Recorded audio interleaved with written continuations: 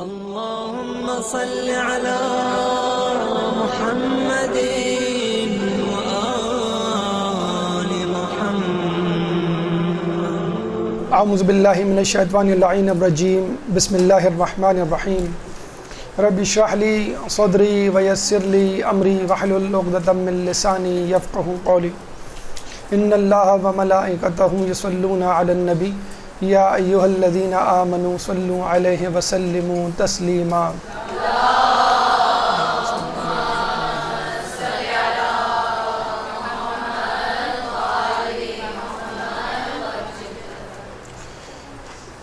زیارت عراق کی گفتگو کا سلسلہ جاری ہے. اس سے پہلے ہم نے نجف کی زیارات مکمل کی اور اس کے بعد ہمارا رخ کربلا معلی کی طرف ہوا. پہلی نشست میں ہم نے کربلا کا ایک مختصر تعارف آپ کے سامنے پیش کیا، کربلا کے معنی اور امام حسین علیہ السلام کی سوانح حیات کا مختصر سا خاکہ. آج ہم فضائل زیارت کربلا کے حوالے سے گفتگو کریں گے اور یہ دیکھیں گے کہ روایات میں زیارت کربلا کی کیا فضیلت وارد ہوئی ہے، زیارت کربلا کی کیا اہمیت ہے، اس کا کیا ثواب ہے، تاکہ اس کی اہمیت کو درک کرنے کے بعد ہمارا شوق، ہماری جستجو اور ہماری اشتہا اور بڑھ جائے، ہماری معرفت میں اضافہ ہو اور پھر ہم اس روحانی سفر کے لیے اپنے آپ کو جسمانی، ذہنی اور روحانی طور پر تیار کر سکیں. کربلا کے حوالے سے دوسری نشست، مجموعی طور پہ 14ویں نشست یا 14واں درس، ہماری گفتگو ان 7 مراحل پر مشتمل ہوگی. وجوب زیارت، کربلا کی زیارت وجوب کا، واجب ہونے کا درجہ رکھتی ہے. اہمیت زیارت، روایات میں کربلا کی زیارت کی کیا اہمیت ہے. ثواب زیارت، اللہ تعالیٰ نے کربلا کی زیارت کا کیا ثواب اس دنیا میں اور آخرت میں ہمارے لیے رکھا ہے. عدم زیارت، اگر کوئی انسان کوشش، ارادہ، قصد، نیت کے باوجود زیارت نہ کر سکے، کسی مجبوری کے تحت نہ کر سکے، تو کیا اس کو اجر و ثواب ملے گا. 5واں مرحلہ ترک زیارت، کہ اگر کوئی شخص استطاعت، وقت کی گنجائش، مالی حیثیت ہونے کے باوجود زیارت نہ کرے جان بوجھ کر، تو اس کی کس طرح مذمت روایات میں وارد ہوئی ہے. شرائط زیارت، ان تمام اہمیت، ثواب، فضائل کے باوجود اگر مذکورہ شرائط کو ذہن میں نہ رکھا جائے تو زیارت سے کما حقہ فائدہ اٹھایا نہیں جا سکتا. اس کے بعد معجزات زیارات، کے لوگوں کے ساتھ کربلا معلی کی زیارت کے دوران کیا کیا معجزات رونما ہوتے ہیں. لاتعداد، ان گنت، بے شمار واقعات، حکایات کتابوں میں موجود ہیں. چند مثالیں آپ کی اشتہا کے لیے اور آپ کی ذہنی جستجو کے لیے پیش کی جائیں گی. آئیے گفتگو کے پہلے مرحلے یعنی وجوب زیارت کی طرف چلتے ہیں. ایک درود پڑھ دیں محمد والے محمد.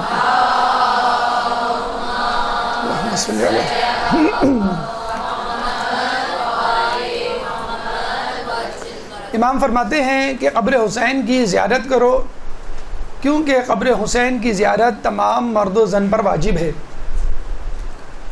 تاکید کا حکم وجوب کی حد تک، تاکید کا حکم عمومیت کی حد تک، کہ نہ صرف مرد بلکہ عورت بھی اس میں شامل ہے. اور مباح مستحب کی بات نہیں بلکہ واجب ہونے کی بات ہے. تو اس عمل کو وجوب سمجھتے ہوئے انجام دینا ہے. یہ بھی کہا گیا ہے کہ اگر کوئی شخص ساری عمر حج کرتا رہے اور زیارت حسین کے لیے کربلا نہ جائے تو گویا وہ شخص تارک حق الہی اور تارک حق رسول ہوگا. یعنی اس نے رسول کا حق مارا اور اس نے اللہ کا حق مارا. حالانکہ آپ کو معلوم ہے کہ حج میں آپ اللہ کا بھی حق ادا کرتے ہیں بیت اللہ جا کر، اور رسول کا بھی حق ادا کرتے ہیں مسجد نبوی جا کر. لیکن روایت کیا کہتی ہے؟ اللہ رسول کا حق ادا کر دیا اور اللہ رسول کے چہیتے حسین کا حق ادا نہیں کیا تو گویا تم نے اللہ رسول کا حق ادا کرنے کے باوجود بھی اللہ رسول کا حق نہیں ادا کیا. تو وہ زیارت بھی، وہ کوشش بھی، وہ حج بھی آپ کے لیے انجام دینے کے باوجود آپ کو تارک حق رسول اور الہی ٹھہرائے گا. اور یہ ایک عجیب بات کہ حج استطاعت کی شرط مانگتا ہے. اگر استطاعت ہے تو آپ حج کریں، یعنی پیسے ہیں اور بیماری، راستے کی مشکلات اور سیکیورٹی، گھر کی آنے کے بعد دیگر شرائط مکمل ہیں، تب آپ حج پہ جائیں. حالانکہ زیارت حسین کے لیے کہا گیا ہے کہ خوف کی حالت میں بھی حج کرو. حج کو کہا جا رہا ہے کہ اگر خوف ہو راستے میں جان مال عزت کا نہ جاؤ، لیکن یہاں بھی تاکید کی جا رہی ہے کہ اگر خوف ہے تب بھی جاؤ. اور خوف میں زیارت حسین کرنے کا کیا ثواب ہے انشاءاللہ اس کا تذکرہ آگے آئے گا. تو اب اندازہ لگا لیجئے کہ حج میں شرائط موجود ہے لیکن زیارت حسین میں شرائط موجود نہیں ہیں. اور اس کی وجہ بالکل سادی سی ہے. بیت اللہ کو بچانے والا کون؟ حسین. سنت رسول کو بقا فراہم کرنے والا کون؟ حسین. کربلا نہ ہوتی تو کعبہ بھی آج نہ ہوتا اور سنت رسول بھی نہ بچتی. ہماری گفتگو کا دوسرا مرحلہ اہمیت زیارت. ایک درود پڑھ دے محمد والے محمد پہ. اللہم صلی علی محمد.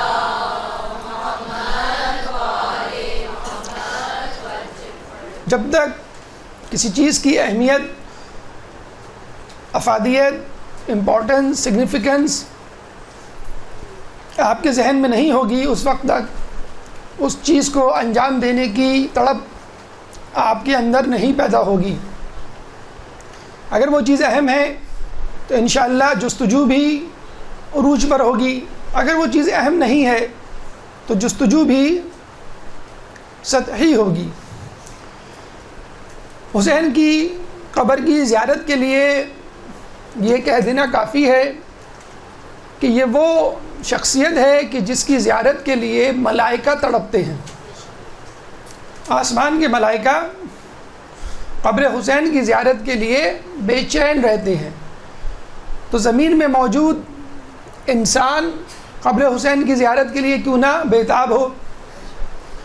کہا یہ جاتا ہے کہ قبر حسین پر 4000 فرشتے ہر وقت موجود رہتے ہیں جو قبر حسین کی زیارت کرتے ہیں، وہاں نماز انجام دیتے ہیں. یہ وہ فرشتے ہیں کہ جنہوں نے کربلا کے میدان میں حسین کو شہید ہوتے ہوئے دیکھا.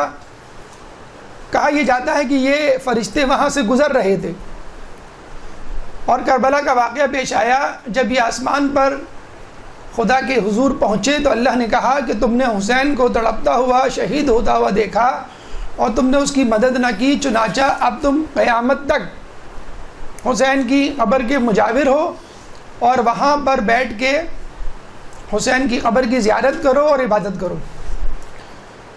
ایک جگہ یہ بھی ملتا ہے کہ یہ وہ فرشتے ہیں کہ جن کو اللہ تعالیٰ نے آسمان سے حسین کی نصرت کے لیے کربلا کے میدان میں بھیجا، لیکن حسین نے کہا کہ مجھے شہادت چاہیے، نصرت نہیں. یعنی میں جان دینے کے لیے تیار ہوں مجھے فتح نہیں چاہیے، کیونکہ اس وقت جان دینی ضروری تھی، شہادت ضروری تھی۔ اگر ظاہری طور پہ فتح مل جاتی تو شاید اسلام کو وہ بقا، وہ دوام نہیں ملتا۔ چنانچہ ان فرشتوں نے خدا سے درخواست کی کہ ہم حسین کی نصرت کے لیے آئے تھے، نہ کر سکے، چنانچہ ہمیں اجازت دیجیے کہ ہم قبر حسین پر قیامت تک رہیں اور وہاں پہ ان کی قبر کی زیارت کریں اور عبادت کریں۔ اب یہ 4000 فرشتے قیامت تک گرد آلود پراگندہ حالت میں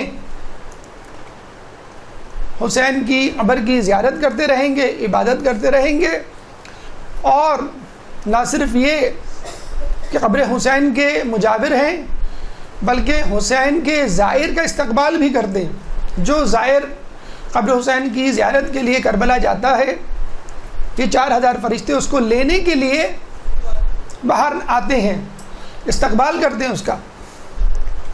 اور جب یہ زائر جاتا ہے قبر حسین سے تو یہ فرشتے اس زائر کو الوداع کہنے کے لیے آتے ہیں۔ اگر یہ زائر بیمار پڑ جائے تو یہ فرشتے اس زائر کی عیادت کے لیے آتے ہیں، اور اگر یہ زائر فوت ہو جائے تو اس کی نماز جنازہ ادا کرتے ہیں، اس کے لیے مغفرت کی دعا کرتے ہیں، اور قیامت تک یہ فرشتے حسین کے زائرین کی مغفرت کی دعا کرتے رہیں گے۔ یہ ان کا حال ہے۔ ماضی کیا تھا؟ حسین کی نصرت۔ حال کیا ہے؟ حسین کے زائر کی خدمت۔ مستقبل کیا ہے؟ کل امام زمانہ کے ظہور کے بعد حسین کے قاتلوں سے حسین کا انتقام لیں گے اور امام زمانہ کی مدد کریں گے۔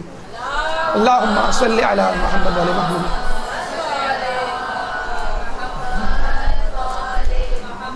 کیا ہی بلند و بالا مرتبہ ہے ان فرشتوں کا کہ جن کی ابتدا حسین، جن کی انتہا حسین۔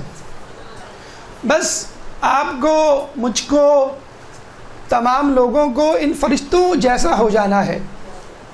اگر ماضی کی بات کی جائے تو ہم کہیں گے یا لیتنی کنت معکم فافوز فوزا عظیما،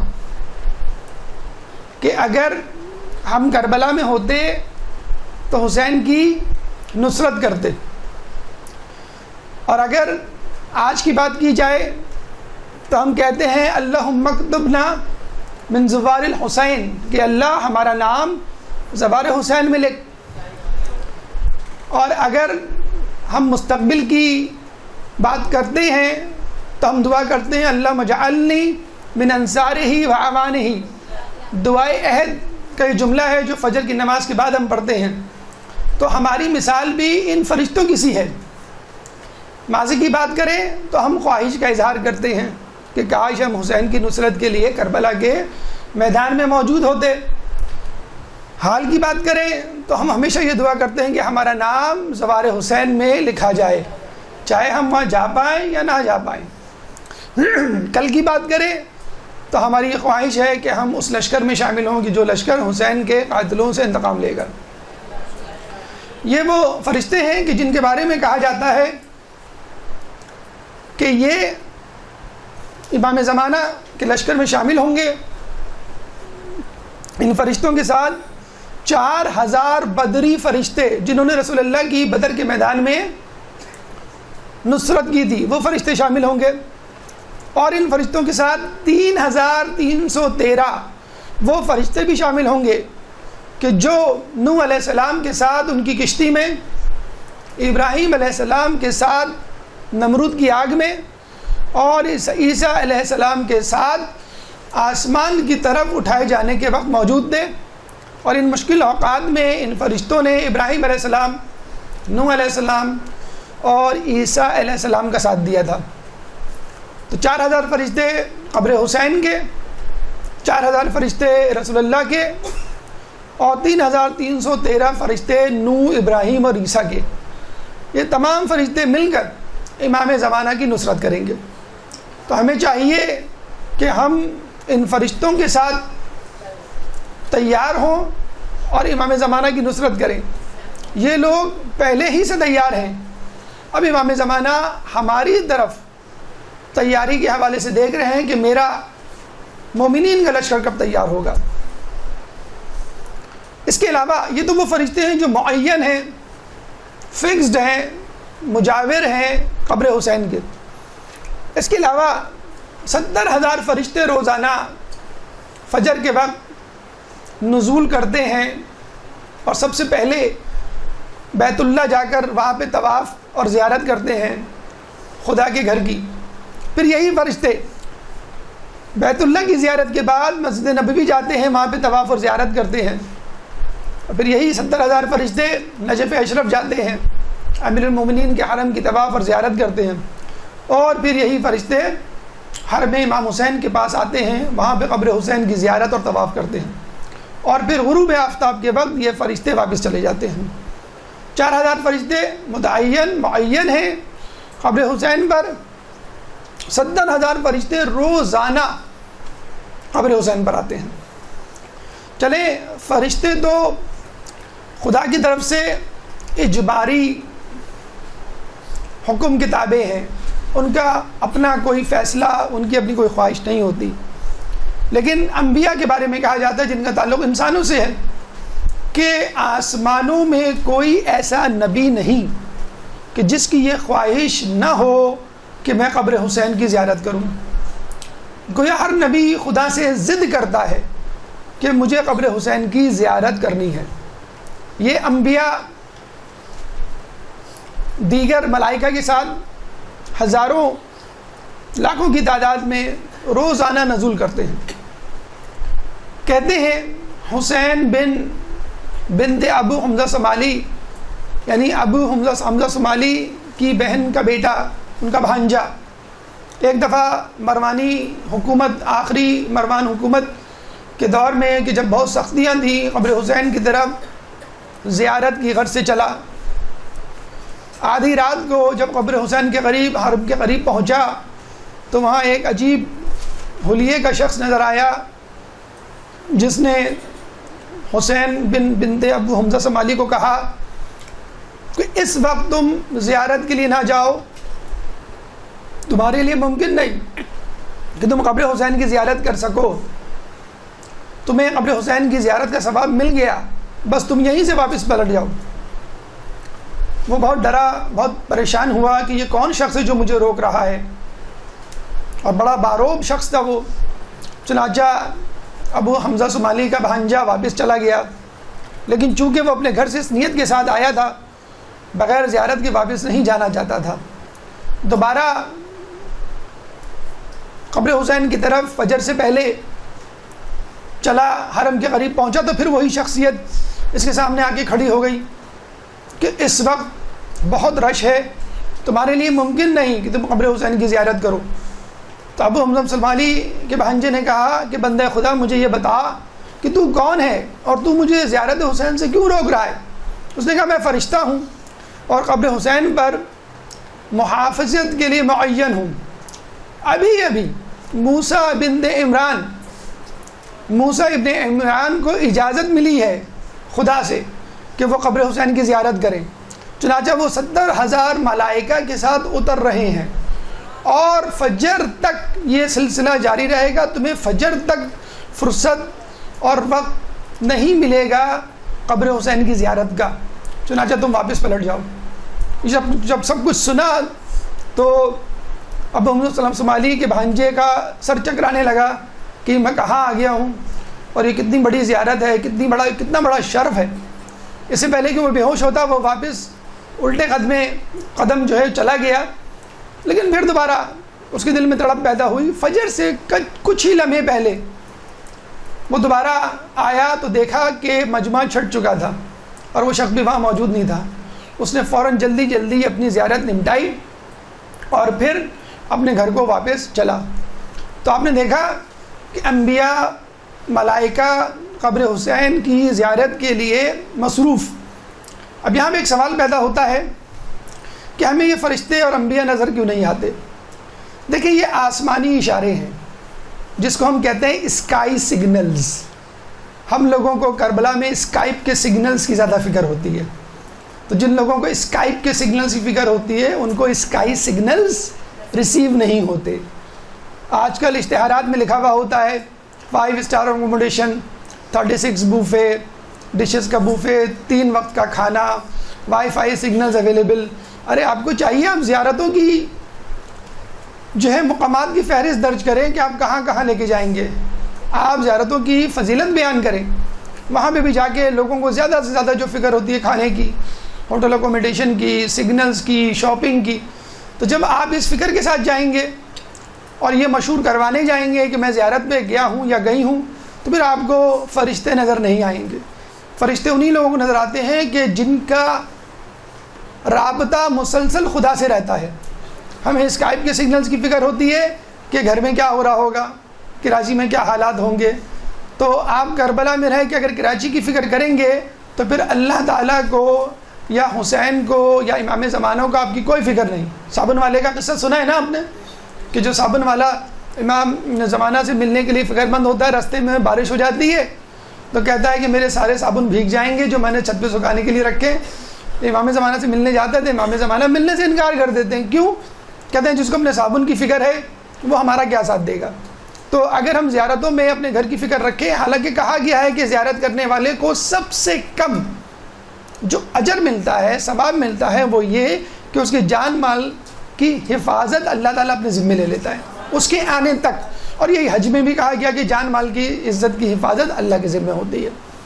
تو کوشش کریں کہ اسکائپ، واٹس ایپ، انٹرنیٹ کے سگنل سے زیادہ الہی سگنلز، ایک رابطہ امام حسین سے، ایک رابطہ اللہ تعالیٰ سے، ایک رابطہ جو ہے ملائکہ جو کہ زائرین کی صورت میں ہے، انبیاء سے، تو انشاءاللہ آپ کی زیارت معرفت کے ساتھ ہوگی جس کا ایک اپنا اجر ہے. نمبر 3، اچھا یہ ہم نے پرنٹ آؤٹ دیا ہوا ہے، آپ فکر نہ کریں، آپ کو آفس سے مل جائے گا. آپ لکھنے کی زحمت میں مبتلا نہ ہو، چاہیں تو اپنی اس کے لیے لکھ لیں. خدا کی زیارت، ملائکہ کی زیارت ٹھیک ہے، انبیاء کی زیارت وہ بھی ٹھیک ہے. خدا زیارت کے لیے آتا ہے اور خدا کے ساتھ انبیاء بھی آتے ہیں، خدا کے ساتھ ملائکہ بھی آتے ہیں. اور انبیاء میں افضل الانبیاء محمد مصطفیٰ احمد مصطفیٰ صلی اللہ علیہ وآلہ وسلم.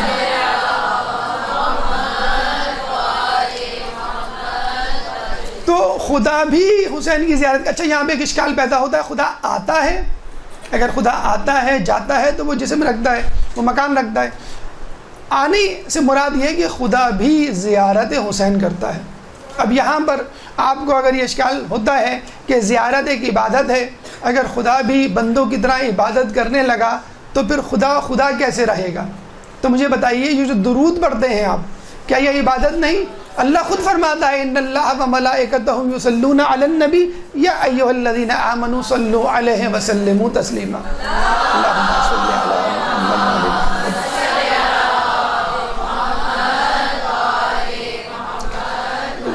یعنی اللہ بھی درود بھیجتا ہے، تم بھی درود بھیجو. اللہ بھی زیارت حسین کرتا ہے، تم بھی زیارت حسین کرو. اللہ تعالیٰ بتلانا چاہ رہا ہے کہ یہ اتنا اہم کام ہے کہ میں بھی ترک نہیں کرتا، میں بھی اپنے وقت میں سے کچھ وقت نکال لیتا ہوں درود بھیجنے کے لیے، میں بھی کائنات کو چلانے کے ساتھ ساتھ زیارت حسین کرتا ہوں. اتنا اہم کام ہے تو پھر مومنین کے لیے یہ کام کتنا زیادہ اہم ہو جائے گا. جو شخص زیارت حسین کرتا ہے، قبر حسین کی زیارت کرتا ہے، ملائکہ اور معصومین اس کے لیے دعا کرتے ہیں.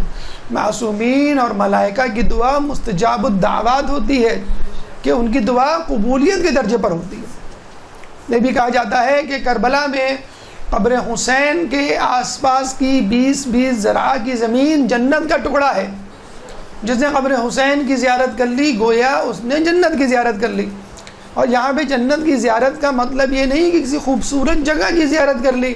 یہاں جنت کی زیارت کا مطلب یہ ہے کہ آپ نے اپنے آپ کو جنتی بنا دیا. جنت کی زیارت کس کو ہوگی؟ جہنمی کی تو نہیں ہوگی، جنت ہی والے کو ہوگی. اور جس نے ایک مرتبہ جنت کی زیارت کر لی، جو ایک مرتبہ جنت میں داخل ہو گیا، پھر وہ نکالا نہیں جاتا. ہمارے سامنے ادریس علیہ السلام کی مثال ہے کہ جب وہ جنت میں گئے تھے تو میں دیکھنا چاہتا ہوں اللہ تیری جنت، تو کہا کہ اب آپ نے دیکھ لی تو اب آپ باہر چلے جائیں. کہنے لگے جو جنت میں آتا ہے وہ باہر تھوڑی جاتا ہے. تو قبر حسین کو دیکھنے والا جنتی ہے، کیونکہ وہ جنت کا نظارہ کر رہا ہے۔ ایک دفعہ چھٹے امام کے پاس ایک شخص آیا، کہنے لگا امام دعا کیجئے کہ اللہ مجھے جنت میں داخل کرے۔ تو امام نے کہا کہ اے شخص تو پہلے ہی سے جنت میں ہے، یہ دعا کروا کہ تجھے اللہ جنت سے نہ نکالے۔ تو اس نے کہا کہ مولا میں کس طرح سے جنت میں ہوں پہلے سے ہی؟ تو مولا نے کہا کہ کیا تو ہماری ولایت پر یقین نہیں رکھتا؟ اس نے کہا کیوں نہیں رکھتا؟ کہنے لگے بس اللہ سے یہ دعا کر کہ تو ہماری ولایت پر مرد دم تک قائم رہے۔ اللہم صلی علی محمد، اللہم صلی علی محمد۔ ثواب زیارت، جب تک کسی حکم، جب تک کسی امر کا ثواب ہمیں معلوم نہ ہو کہ ہمیں ملے گا کیا، ریوارڈ، پروفٹ، منافع، فائدہ، اس وقت تک ہم اس کے لیے تیار نہیں ہوتے، یا اس ذوق و شوق سے تیار نہیں ہوتے جو کہ مطلوبہ شوق، مطلوبہ جو ہے وہ جستجو ہوتی ہے۔ ثواب زیارت کے لیے کہا جاتا ہے کہ آپ کے گزشتہ سارے گناہ معاف ہو جائیں گے، جیسے حج میں ہم کہتے ہیں گزشتہ سارے گناہ معاف ہو جائیں گے، اور انسان اس طرح پلٹتا ہے جیسے آج ہی پیدا ہوا ہو۔ کم از کم 70 سال کے گناہوں کا تو ذمہ ہے، اور دیکھا جائے انسان کی ایوریج ایج اتنی ہی ہے 60-70 سال۔ تو کربلا کی زیارت آپ کے تمام عمر کے گناہوں کا کفارہ۔ جو فرشتوں کی ہم نے بات کی، جو 4000 فرشتے وہاں پر موجود ہیں، کہتے ہیں کہ ہر فرشتہ عبادت میں مصروف ہے، اور ہر فرشتے کی ایک رکعت ہماری 1000 رکعت کے برابر ہے۔ جتنے فرشتے وہاں نماز پڑھتے ہیں، زائر حسین کو ان تمام فرشتوں کی نمازوں کا ثواب بھی ملتا ہے۔ ایک نماز 1000 رکعت کے برابر، اب اس کو ضرب دیتے ہیں آپ 4000 فرشتوں سے، اتنی نمازوں کا ثواب ہم کو خود بخود ملے گا۔ نماز وہ پڑھ رہے ہیں، ثواب آپ کو ملے گا، اور زیارت کا ثواب الگ ملے گا آپ کو۔ 1 درہم یا 1 روپیہ یا 1 ڈالر یا 1 یورو، جو کرنسی آپ کے پاس ہے، یونٹ کرنسی جو آپ خرچ کرتے ہیں، کتنا بڑا اجر ہے، 10 لاکھ درہم کے برابر۔ 1 روپیہ آپ نے خرچ کیا 10 لاکھ روپے، 10,000 خرچ کیے، 1 لاکھ خرچ کیے، آپ اس کو 10 لاکھ سے ملٹیپلائی کرتے چلے جائیں۔ یہ بھی ملتا ہے کہ 1 درہم خرچ کرنے پر احد کے پہاڑ کے برابر نیکیاں دی جائیں گی۔ ایک درہم اگر آپ خرچ کریں، احد کا پورا پہاڑ تول کے آپ کو دے دیا جائے گا۔ اس کے علاوہ 1 درہم کے بدلے 10,000 شہر، یہ بھی ہم بتلا چکے ہیں کہ ایک شہر اس دنیا سے، جنت کا ایک شہر اس دنیا سے 10 گنا بڑا ہوتا ہے۔ تو 10,000 شہر آپ کو دیے جائیں گے 1 درہم، 1 روپیہ جو آپ خرچ کر رہے ہیں۔ اتنا بڑا جو ہے وہ ثواب ہے انفاق فی سبیل اللہ میں۔ کہتے ہیں کہ جو شخص قبر حسین کی زیارت کرے گا، گویا ایسا ہے کہ جس نے امام کے پیچھے نماز پڑھی، امام حسین کے پیچھے نماز پڑھی۔ وہ ایسا ہے کہ جب وہ قیامت میں اٹھایا جائے گا تو نور الہی اس کے ساتھ ساتھ ہوگا، وہ حوض کوثر پہ وارد ہوگا، اور جو حوض کوثر سے سیراب ہو گیا وہ کبھی بھی بھوکا پیاسا نہیں ہوگا۔ اس کے لیے امیر المومنین ایک خاص پروانہ دیں گے کہ جس کی وجہ سے وہ پل صراط پہ آسانی سے گزر جائے گا، اور وہ پل اس کے لیے پھسلن نہیں بنے گا۔ اگر وہ گرے گا بھی تو آگ اس پہ اثر نہیں کرے گی، اور ہمہ وقت ایک ایلچی اس کے ساتھ ہوگا جو اس کو مصیبتوں سے، مشکلات سے بچائے گا۔ دائیں طرف، بائیں طرف، آگے کی طرف، پیچھے کی طرف، سر کے اوپر، قدموں کے نیچے ایک فرشتہ اس کے ساتھ چلے گا اور اس کو تمام مصیبتوں سے بچائے گا۔ اچھا دیکھیے، جنتی ہونا بہت بڑی بات ہے، جنت میں جانا بہت بڑی بات ہے، یقیناً بہت بڑی بات ہے، لیکن اگر جنت میں کچھ لوگوں کو VIP پروٹوکول دیا جائے تو آپ پریشان ہوں گے نا کہ بھئی جنتی ہونا بہت بڑی بات ہے، یہ جنت میں بھی VIP لوگ، یہ کیسے لوگ؟ جیسے کراچی ہے، کراچی میں مضافات کے علاقے بھی ہیں اور ڈیفنس کلفٹن کے لگژری علاقے بھی ہیں۔ اب صرف کراچی میں کہہ دینا کافی نہیں ہے، جو کراچی والے ان کو معلوم ہے کہ بھئی کون سے علاقے کی کیا امپورٹنس ہے۔ تو اب آپ بتائیں گے کراچی میں فلاں جگہ پہ رہتا ہوں، یا فلاں governor house, chief minister house, یا فلاں کے پڑوس میں رہتا ہوں، تو لوگ ایک دم سے آپ کی عزت کریں گے۔ تو جنت میں کچھ لوگوں کو بڑا VIP پروٹوکول دیا جائے گا، جسے کہتے ہیں نا کہ آگے پیچھے ویٹرز گھوم رہے ہوں گے، آگے پیچھے لوگ گھوم رہے ہوں گے، اسکارٹ ہوگا، تو دوسرے جنتی پریشان ہو جائیں گے کہ بھئی ہم نے بھی نیک عمل کیا، ہم بھی جنت میں، انہوں نے بھی نیک عمل کیا، یہ بھی جنت میں، لیکن جنت میں رہتے ہوئے ہمیں کوئی نہیں پوچھ رہا، ہماری کوئی اتنی رسپیکٹ نہیں کر رہا جتنی ان لوگوں کر رہا ہے. تو ان کو بتایا جائے گا یہ زوار حسین ہیں، یہ وہ لوگ ہیں جنہوں نے اللہم صلی علی محمد. امام سے کسی نے پوچھا امام مجھے کچھ اور بتلائیے. جب اس نے امام کی زبان مبارک سے یہ سنا کہ زوار حسین کو اسپیشل پروٹوکول دیا جائے گا، امام مجھے کچھ اور بتلائیے کہ کس طرح کی عزت افزائی ہوگی. امام نے فرمایا کہ دیکھو میں اپنی نظروں کے سامنے ایک نور کا ممبر دیکھ رہا ہوں جس میں امام حسین مظلوم بیٹھے ہوئے ہیں، اور اس نور کے ممبر کے آس پاس 90,000 قبے، یعنی اسی طرح کے چھوٹے چھوٹے ممبر موجود ہیں، اور اللہ فخر سے لوگوں کو کہہ رہا ہے کہ یہ میرے ولی ہیں، ان کی حاجتوں کو پورا کرو. یہ ایک وی آئی پی پروٹوکول ہے کہ جو وی آئی پی عزت ہے جو کہ زائر حسینی کو خصوصی طور پہ جنت میں دی جائے گی. کہتے ہیں کہ جنت میں داخل ہونے والوں میں اولین جنتی زائر حسینی ہوگا، جس نے قبر حسین کی زیارت کی، وہ سب سے پہلے جنت میں جائے گا. کتنے سال پہلے جائے گا؟ 40 سال پہلے جنت میں داخل ہوگا. اور یہ بھی کہا جاتا ہے کہ جب لوگ اپنا حساب کتاب دینے میں مصروف ہوں گے، یہ جنتی اہل بیت کے ساتھ بیٹھ کے طعام کھا رہا ہوگا، کھانا کھا رہا ہوگا. اللہم صلی علی. دیکھیں مطلب باہر لائن لگی ہو نیاز کے لیے، بڑی لمبی قطار لگی ہو، اور آپ کو اسپیشلی جو ہے وہ اپنے ممبروں میں دیکھو کہ مولانا صاحب ہیں یا منتظمین ہیں یا ٹرسٹیز ہیں یا وی آئی پی پرسنالٹیز ہیں، ان کے لیے ایک الگ دسترخوان لگا ہوا ہوتا ہے، اور ایک جو ہے لمبی لائن لگی ہوئی ہوتی ہے، دھکم بیل ہو رہی ہوتی ہے، سر بڈول ہو رہی ہوتی ہے، کونی اور ٹنگڑیاں مار رہے ایک دوسرے کو مار رہے ہوتے ہیں، گرا رہے عورتیں، بڑی مشکل سے نیاز ہاتھ میں آتی ہے.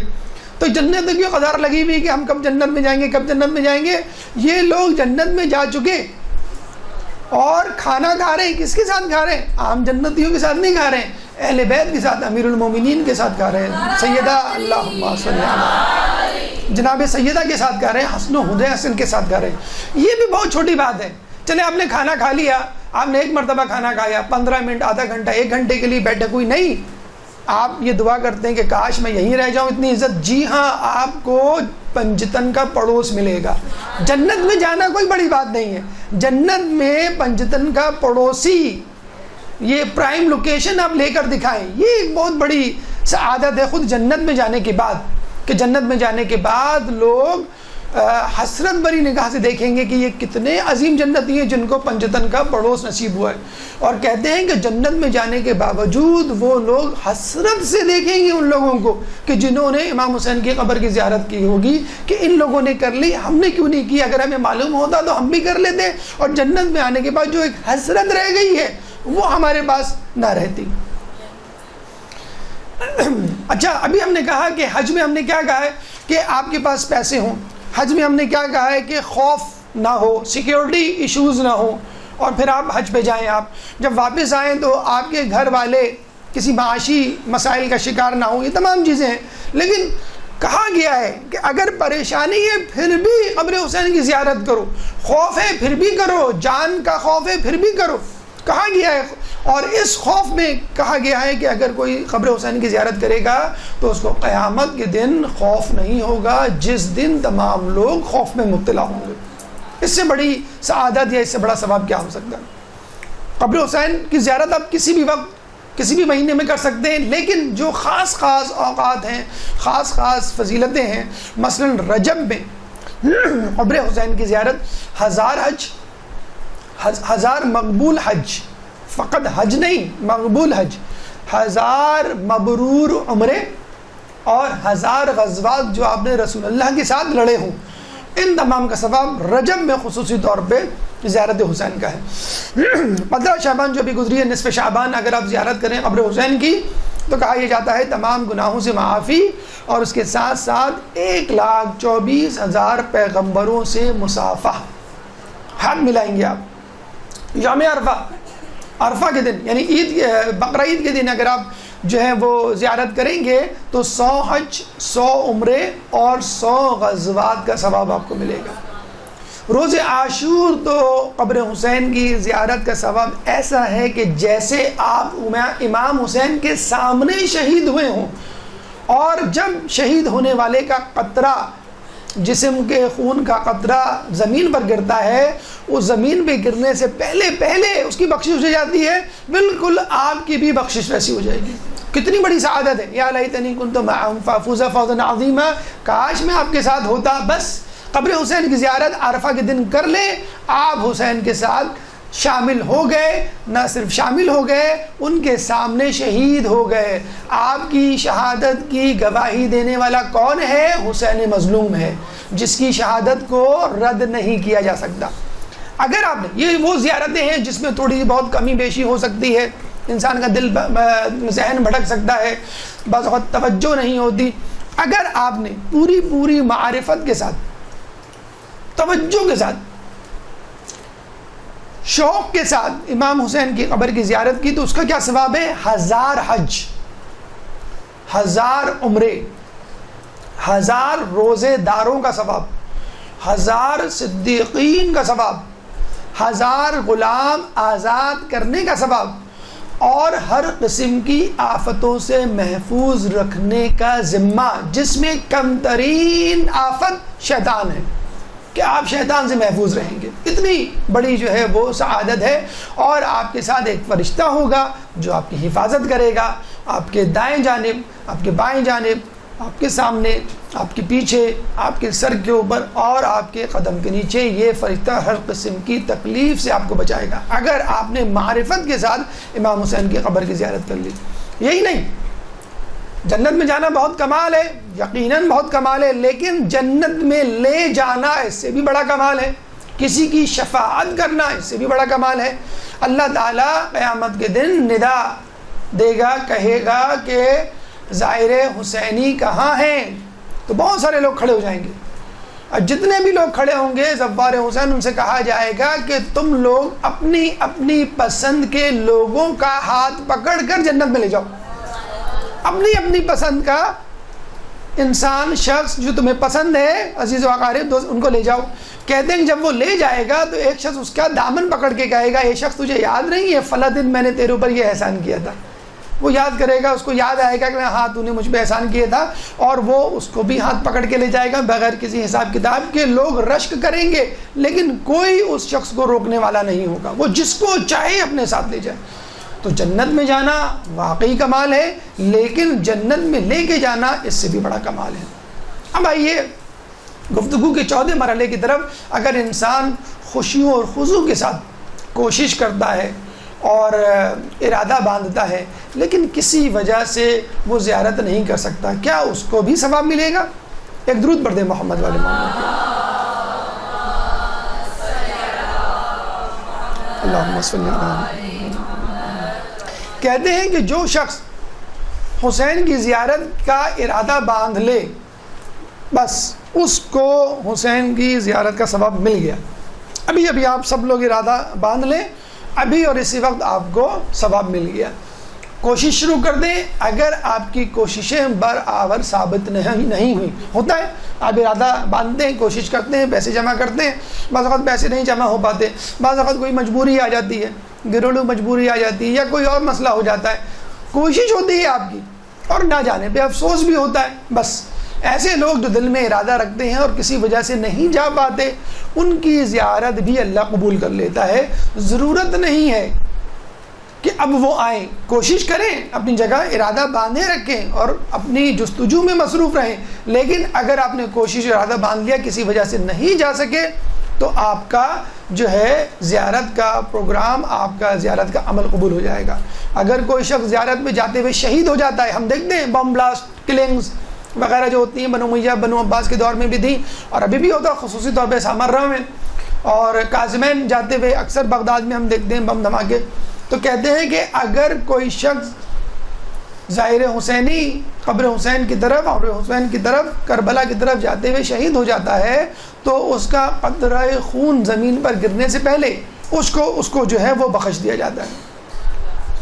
اب آئیے ان لوگوں کی طرف کہ جو جان بوجھ کر زیارت نہیں کرتے، پیسے ہیں، وقت ہے، جسمانی صحت ہے، ماحول اور وسائل ہیں، سب کچھ موجود ہے، لیکن جان بوجھ کے حسین کی قبر کی زیارت نہیں کرتے۔ ان کے ساتھ کیا جو رویہ اللہ کا اور معصومین کا. ایک درود پڑھ دے محمد والے محمد.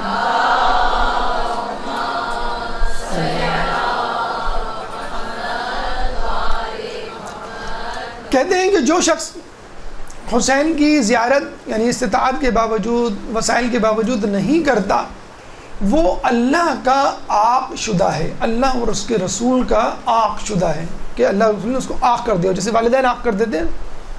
اور اس کا ایمان ناقص الایمان ہے, اس کا ایمان ادھورا ہے. اور یہ بھی کہا جاتا ہے کہ ایسے لوگ جنہوں نے قبر حسین کی زیارت نہیں کی, کربلا کی زیارت نہیں کی, وہ لوگ جب جنت میں جائیں گے تو جنت کی لذت سے لطف اندوز نہیں ہو سکیں گے. جیسے کہ بیمار ہوتا ہے, اس کو اچھا کھانا دیں, اس کو اچھے کھانے کی لذت محسوس ہی نہیں ہوتی ہے. تو وہ یہی کہتا ہے کہ چونکہ میں بیمار ہوں اس لیے مجھے مزہ نہیں آ رہا. کھانا بہت لذیذ ہے, نہاری ہے, قورمہ ہے, بریانی ہے, لیکن اس کو ٹیسٹ ہی پتہ نہیں چل رہا. لیکن جو صحت مند ہے وہ اس کھانے کو کھا رہا ہے, انجوائے کر رہا ہے, لذت محسوس کر رہا ہے. تو بس وہ بدنصیب ہے وہ شخص کہ جو تمام تر وسائل کے باوجود قبر حسین کی زیارت نہیں کرتا. اگر جنت میں چلا بھی گیا تو وہ جنت کی نعمتوں سے وہ لطف نہیں اٹھا سکے گا کہ جو دوسرے لوگ یا قبر حسین کی زیارت کرنے والے لوگ اٹھا رہے ہوں گے. لیکن یہ تمام ثواب, یہ تمام فضیلتیں اور یہ تمام فائدے جیسے ہم نے بتایا یہ اس وقت ہیں کہ جب معرفت کے ساتھ آپ کریں.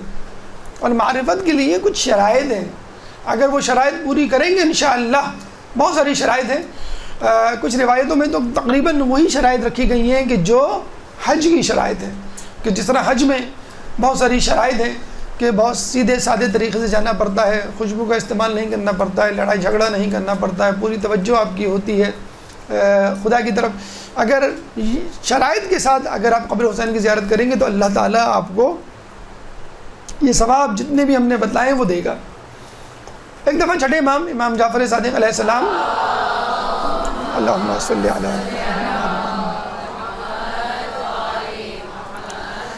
کو یہ خبر پہنچی کہ فلاں قبیلے کے افراد جب زیارت حسین کے لیے جاتے ہیں تو اپنے ساتھ میٹھی ڈش, سویٹ ڈش, میٹھی چیز ساتھ لے کے جاتے ہیں. ہم لوگ پکنک پہ جاتے ہیں تو نئے اچھے لذیذ کھانے لے کے جاتے ہیں.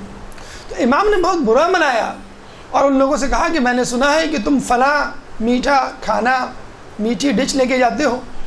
تو لوگ شرمندہ ہوئے اور امام سے پوچھا کہ ہم کیا کریں. تو امام نے غصے سے کہا کہ کیا تم اپنے ماں باپ کی قبر کی زیارت کے لیے جب جاتے ہو تو کیا اس طرح کی کوئی میٹھی ڈش لے کے جاتے ہو؟ پھر انہوں نے پوچھا کہ یا امام ہم کیا لے کے جائیں؟ تو امام نے کہا کہ دودھ اور روٹی, یعنی دودھ اور روٹی ایک سمپل, ایک سادہ ترین غذا ہے. اب آپ دیکھ لیجیے کہ ہمارے ساتھ کیا ہو رہا ہے. ہمارے ہاں جو قافلے والے ہیں وہ بھی عوام کی طبیعت کو سمجھ چکے ہیں کہ ان کو اچھا کھانا دے دو, چاہے اس دن زیارت نہ کرواؤ, کہیں لے کے نہ جاؤ تو خوش ہو جائیں گے. ہوٹل میں بٹھائیں, اے سی میں بٹھائیں یا سردیوں میں ہیٹر میں بٹھائیں, بہت خوش ہو جائیں گے. اور جہاں سبزی یا جسے کہتے ہیں سادہ کھانا دے دیا تو ان کے منہ بن جائیں گے. تو تمام دم فوکس ہمارا کھانے پر ہوتا ہے, حتیٰ کہ ہم زری کے پاس موجود ہوتے ہیں, حرم میں موجود ہوتے ہیں, فکر ہماری ہوٹل اور کھانے کی طرف ہوتی ہے. تو جو لوگ اپنی توجہ شاپنگ پہ, کھانے پہ یا گپ شپ یا نمود و نمائش پہ رکھتے ہیں ان کو کبھی بھی قبر حسین کی معرفت کے ساتھ زیارت نصیب نہیں ہوتی اور وہ فائدے بھی نہیں ملتے. تو خدا را ٹھیک ہے, بعض لوگ یہ کہتے ہیں کہ مولانا حضرات یہ باتیں اس لیے بتاتے ہیں کہ جو کاروان والے ہیں وہ ان کو کہتے ہیں کہ ایسی حدیثیں ڈھونڈ کے لائیں کہ جس میں لکھا گیا, جس میں ہو کہ گوشت نہیں کھانا ہے یا ہمیں جو ہے سادہ کھانا کھانا ہے یا شکایت نہیں کرنی ہے. اس طرح وہ سستے پیکج میں جو ہے چھٹ جائیں گے اور کم خرچے میں وہ زیارت کروا دیں گے اور ان کو بہت زیادہ ہیوج پروفٹ ہو جائے گا. لیکن خدمت زائر کی بھی اپنی اہمیت ہے, تو کاروان والوں کو بھی چاہیے اپنی طرف سے پوری کوشش کریں. جو آپ سفرہ کھاتے ہیں, امام حسین کا سفرہ جو ہوتا ہے دسترخوان, یا آپ جو حضرت عباس کے سفرے میں جاتے ہیں یا آپ سامرا جو جاتے ہیں, وہاں پہ جو سفرہ ہوتا ہے وہاں گوشت نہیں ہوتا, گوشت ہوتا ہے وہاں پہ, بہترین کھانا ہوتا ہے جو آپ کے کراچی میں اچھے ہوٹلوں میں بھی نہیں ہوتا ہوگا, بہترین کھانا. تو اس طرح تو انہیں بھی نہیں کھلانا چاہیے. وہ اپنی کوشش کریں کہ ظاہر کو بہتر سے بہتر کھانا ملے. ہمیں اپنی کوشش کرنی چاہیے کہ ہم کسی بھی کھانے پہ منہ نہ بنائیں. یہ بالکل ایسی مثال ہے نیاز. مجلس کروانے والا کوشش کرے کہ اچھی سی اچھی نیاز، حالانکہ عاشور بھی ہوتی ہے، بعض اوقات وفات بھی ہوتی ہے، شہادت کے دن بھی ہوتی ہے، لیکن ہم کوشش کرتے ہیں اچھی سی مجلس حسینی ہوتی، اچھی سے اچھی نیاز. لیکن جو شرکائے مجلس ہیں، جو فرش اعضاء پہ بیٹھے ہیں، ان کو اس کی فکر نہیں ہونی چاہیے کہ نیاز میں کیا ہے، ہمیں کیا ملے گا، یا اس کے بارے میں باتیں نہیں بنانی چاہیے کہ ہمیں یہ نہیں ملا. آپ کو فکر ہونی چاہیے مجلس کی. اسی طرح قبر حسین کی زیارت کے لیے آپ آرام کے چکر میں نہ پڑیں. لباس، خوشبو، گپ شپ، شاپنگ، یعنی افسوس کے ساتھ کہنا پڑتا ہے کہ آپ کفِ عباس کی زیارت کے لیے آئیں اور سامنے جو ہے وہ دکانیں بڑی خوشنما سی کھل گئی ہیں. آپ کی توجہ، آپ کی نگاہیں ان دکانوں پر ہوتی ہیں. جو مولانا صاحب وہاں پہ بتلا رہے ہوتے ہیں یا مسائل پڑھ رہے ہوتے ہیں، آپ وہ نہیں سن رہے ہوتے ہیں، آپ دکان کی طرف دیکھ رہے ہوتے ہیں کہ جلدی سے یہ ختم ہو تو میں بھاگ کے تھوڑی سی شاپنگ کر لوں. مقام علی اصغر ہے، مقام علی اکبر ہے، اب ان تمام جگہوں پہ شاپنگ سینٹر، ان کی مجبوری ہے، وہ کچھ نہیں کر سکتے، شاپنگ سینٹرز کھل گئے. تو آپ اس مقام پہ بھی کھڑے ہوتے ہیں اور وہ سامنے آپ کو شاپنگ سینٹر یا دکانیں بھی نظر آ رہی ہوتی ہیں. یہ بھی دیکھا جائے یہ آپ کی ایک آزمائش ہے. حسین کی محبت کا راستہ دنیا سے ہوتے ہوئے گزرتا ہے کہ دنیا والے آپ کو کھینچیں گے اپنی طرف. جس طرح کربلا جاتے ہوئے لوگوں کو روکا تھا، لوگوں نے، ان کے بیوی بچوں نے اور ان کے دوستوں نے، لیکن جاننے والے نہیں رکے. اسی طرح آپ کو بھی دنیا کی رونق ہے. جب آپ حج پہ جاتے ہیں، بیت اللہ جانے تک پیدل رستے میں کتنے ہوٹلز، کتنے شاپنگ سینٹرز آتے ہیں، یہ ہر جگہ کا معاملہ ہے. تو یہی کمال ہے کہ دنیا میں رہتے ہوئے آپ خدا کی یاد سے غافل نہ ہوں. کربلا میں رہتے ہوئے آپ شاپنگ سینٹر میں گھومتے ہوئے آپ جو مقامات مقدسہ سے جو ہے وہ روگردانی نہ کریں. بس انشاءاللہ ابھی ہم آپ کو آئندہ دروس میں بتائیں گے کہ اب عراقی گورنمنٹ کا انشاءاللہ ارادہ ہے کہ حرم حسینی، حرمین اور اس کے آس پاس جو مقامات مقدسہ ہیں، کفِ عباس ہیں، مقام علی اصغر ہے، مقام علی اکبر ہے، یہ تمام جو ہے ایک دائرے کی صورت میں اندر آ جائے گا. جیسے مقام ابراہیم ہے، بیت اللہ کا جو حرم ہے اس کے اندر موجود ہے، اسی طرح یہ تمام مقامات جو ہیں وہ خیام حسینی ہے یا طلعہ زینبیہ ہے، یہ سب ایک سرکل کے اندر انشاءاللہ جو ہے وہ آ جائے گا. تو سکون کے ساتھ انشاءاللہ آئندہ آنے والے دنوں میں بازار یا دکانیں یا آپ کی نگاہوں کو ڈسٹریکٹ کرنے والی چیزیں انشاءاللہ نہیں ہوں گی. تو اللہ تعالیٰ انشاءاللہ کوشش ہے، دعا ہے کہ یہ جلد از جلد یہ جو حسینی حرم ہے جو بننے جا رہا ہے اس کو اللہ تعالیٰ مکمل کرے اور ہم جو ہے اپنی زندگی میں اس کی زیارت کریں. کس حالت میں؟ تمام زیارتوں پہ جانے کے لیے کہا گیا ہے کہ آپ غسل کریں، اچھے کپڑے پہنیں اور خوشبو لگا کے جائیں.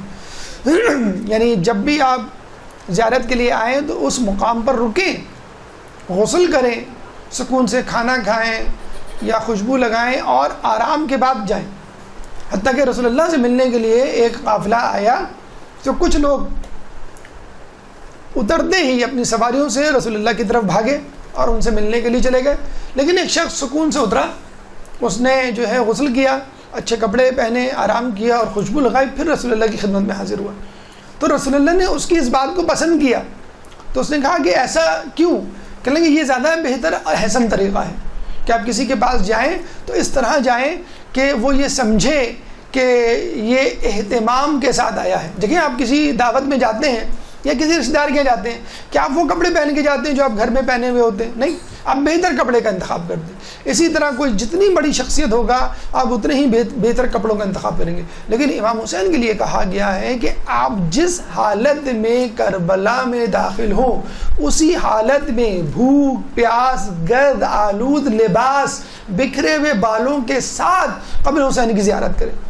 اپنے بالوں میں کنگھی نہ کریں، خاک میں آلودہ ہوں، آپ کا چہرہ، آپ کی داڑھی، آپ کے لباس میں گرد لگی ہوئی ہو، لباس تبدیل نہ کریں، غسل نہ کریں، نہ خوشبو لگائیں، اور بس اسی حالت میں قبر حسین. کیوں کہ حسین اسی حالت میں شہید کیے گئے، بھوکے پیاسے شہید کیے گئے، گرد آلود شہید کیے گئے، غریب الوطنی میں شہید کیے گئے.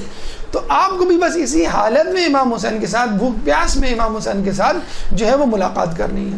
تو اس طرح کے لوگ، اس طرح کے گرد آلود لباس والے لوگ اور سروں پہ ڈلی ہوئی خاک میں آلودہ لوگ آپ کو وہاں ملیں گے جو حسین کی زیارت کے لیے آتے ہیں.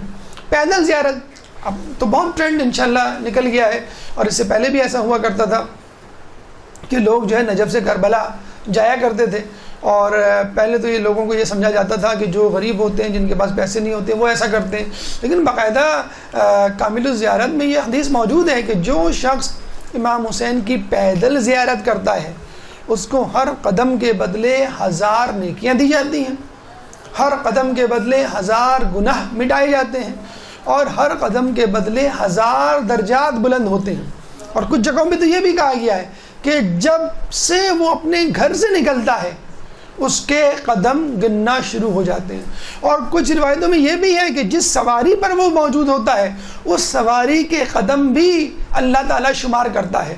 پہلے زمانے میں گدھا، گھوڑا، اونٹ، یہ سب سواری کے جانور استعمال ہوتے تھے، تو وہ خود تو نہیں چلتا تھا، اس کا سواری کا جانور چلتا تھا، تو اللہ تعالیٰ اس سواری کے جانوروں کے قدم بھی گنتا تھا، اور اس کے بدلے یہ نیکیاں دینا یا گناہوں کو مٹانا، درجات کو بلند کرنا شامل ہوتا تھا۔ تو آج کل اگر فرض کر لیں ہم گاڑی میں سوار ہوتے ہیں ایئرپورٹ جانے کے لیے، تو اس کا جو ویل گھومے گا سمجھ لیں وہ ایک قدم ہو گیا، دوسری مرتبہ گھوما تو دوسرا قدم ہو گیا۔ اسی طرح ہوائی جہاز میں آپ بیٹھے تو اس کا ویل جو گھوم رہا ہے وہ 1 قدم، پھر 2 قدم، پھر 3 قدم۔ تو گھر سے نکلنے تک قبر حسین جانے تک، قبر حسین سے گھر سے قبر حسین تک جتنے قدم آپ کی سواری کے اللہ تعالیٰ شمار کرے گا، ہر قدم کے بدلے 1000 نیکیاں، ہر قدم کے بدلے میں 1000 گناہ مٹائے جائیں گے، ایک قدم کے بدلے میں 1000 درجات آپ کے بلند ہوں گے۔ تو یہ نہ سوچیں، لوگ اکثر کہتے ہیں کہ بھی ہوٹل کہاں ملے گا، قریب ملے گا کہ دور ملے گا۔ ارے اگر دور ملا تو زیادہ قدم اٹھا کر قبر حسین جائیں گے، آپ زیادہ تکلیف برداشت کریں گے، زیادہ نیکیاں آپ کو ملیں گی، اور قریب ملا تو کم نیکیاں ملیں گی۔ تو یہ تو آپ کا ایک اعجاز ہے، آپ کی سعادت ہے۔ اگر دور مل رہا ہے تو آپ کو زیادہ ثواب ملے گا بنسبت کم ثواب کی۔ اب آئیے کچھ معجزات جو کہ بہت ساری کتابوں میں مذکور ہیں، منقول ہیں۔ آیت اللہ دست غیب کی ایک کتاب ہے داستان ہائے شگفتہ، اس کتاب میں جو کہ اب اردو میں ترجمہ ہو چکی ہے حیرت انگیز واقعات کے نام سے، اور اس کتاب میں آیت اللہ دست غیب نے مختلف مقامات مقدسہ کے حوالے سے گفتگو کی ہے، اور ان معجزات کو درج کیا ہے کہ جس میں بتلایا گیا ہے کہ قبر حسین کی طرف یا دیگر مقامات مقدسہ کی طرف جانے والوں کے ساتھ کیا کیا معجزے رونما ہوئے۔ اب تک جو ہم نے بات کی وہ قیامت کے حوالے سے ہے، روحانی فوائد کے حوالے سے ہے، جنت دوزخ کے حوالے سے ہے، لیکن اس دنیا میں مطلب پہلی بات تو یہ ہے کہ جو بھی شخص جاتا ہے اس کی جائز حاجات قبول ہوتی ہیں، بشرط یہ کہ وہ معرفت کے ساتھ امام حسین کی زیارت کرے۔ مثلا واقعات تو بہت سارے، حکایات تو بہت ساری ہیں، لیکن چند واقعات ہم آپ کے سامنے پیش کرتے ہیں۔ سب سے پہلے ایک واقعہ یہ ہے کہ قبر حسین کا ایک مجاور تھا، محافظ تھا، اس کے بیٹے کا انتقال ہو گیا۔ جب گھر آیا تو پتہ چلا کہ اس کے بیٹے کا انتقال ہو گیا ہے، روح پرواز کر چکی ہے، اور وہ آپ لوگوں کو معلوم ہے کچھ لوگوں کو اپنی اولاد سے اتنی زیادہ محبت ہوتی ہے، اتنی زیادہ محبت ہوتی ہے کہ وہ برداشت تصور ہی نہیں کر سکتے اپنے بیٹے کی، بیٹی کی، اپنی اولاد کی جدائی۔ جب اس نے دیکھا اس کے بیٹے کا انتقال ہوا، وہ بھاگا واپس حرم گیا اور زری سے چمٹا لیا اپنے آپ کو کہ یا امام میں اس وقت تک آپ کے حرم سے واپس نہیں جاؤں گا جب تک میرا بیٹا زندہ نہیں ہو جاتا۔ ہم تو بیماری کی صحت یابی کے لیے، بیماری سے دوری کے لیے جاتے ہیں، اور وہ شخص کیا کہہ رہا ہے، یا امام میں اس وقت تک گھر نہیں جاؤں گا جب تک میرے بیٹے کو زندگی دوبارہ نہیں ملے گی۔ اور صبح سے بیٹھا شام ہو گئی، غروب آفتاب کا وقت آ گیا۔ اس کے گھر والوں نے، اس کے دوست احباب نے کہا کہ یہ تو ممکن ہی نہیں کہ اب بیٹا مر چکا ہے، اب یہ گیا ہے وہاں پہ دعا کرنے کے لیے، کیسے ممکن ہے، چلو ہم لوگ ہی مل کر اس کے بیٹے کو دفنا دیں۔ چنانچہ اس کے بیٹے کو وہ غسل دینے لگے۔ کہتے ہیں کہ جب وہ غسل دینے لگے ایک دم سے اس کی روح اس کے جسم میں دوبارہ داخل ہو گئی، اور وہ کپڑے پہن کر خود اپنے باپ کو لینے حرم حسین گیا، اور اپنے باپ کے ساتھ واپس آیا۔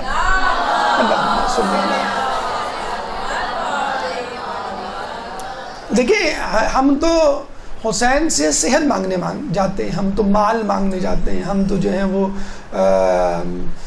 بچیوں کے اچھے رشتے مانگنے کے لیے جاتے ہیں، ہم جو ہیں قرض کی ادائیگی کے لیے جاتے ہیں۔ یہاں حسین جان دے رہے ہیں، روح واپس کر رہے ہیں جسم میں، تو آپ جو مانگیں گے بشرطے کہ معرفت کے ساتھ مانگیں گے تو انشاءاللہ آپ کو ضرور ملے گا۔ ایک واقعہ کہتے ہیں کہ قبر حسین کی زری سے ایک شخص لپٹا ہوا رو رہا تھا، تو وہاں کے جو خدام ہوتے ہیں ان میں سے جو کلید بردار ہے، یعنی جس کے پاس چابیاں ہوتی ہیں، اس نے دیکھا کہ ایک عرب نوجوان وہاں پہ زری سے لپٹا ہوا ہے اور اس کا قدم، اس کا پیر جو ہے وہ خون آلود ہے، نجس ہے اس کا پیر۔ اب اس کو غصہ آیا کہ یہ کس حالت میں یہاں پر آ گیا ہے اور یہ حرم کو نجس کر رہا ہے، گندگی پھیلا رہا ہے، تو غصے میں اس کے پاس آتا ہے اور اس کو کہتا ہے کہ چلو نکلو یہاں سے۔ وہ کہتا ہے کہ نہیں، میں تو نہیں نکلوں گا، میں تو قبر حسین کی زیارت کے لیے آیا ہوں اور بہت اہم کام ہے جس کے لیے میں آیا ہوں۔ وہ اپنے بیٹے کی صحت یابی کے لیے آیا تھا کہ جس کو فالج ہو چکا تھا۔ تو جب اس کو نکال کے جانے لگے تو اس نے کیا جملہ کہا، یا حسین میں تو سمجھا تھا آپ کا حرم ہے، یہ تو دوسروں کا مکان نکلا۔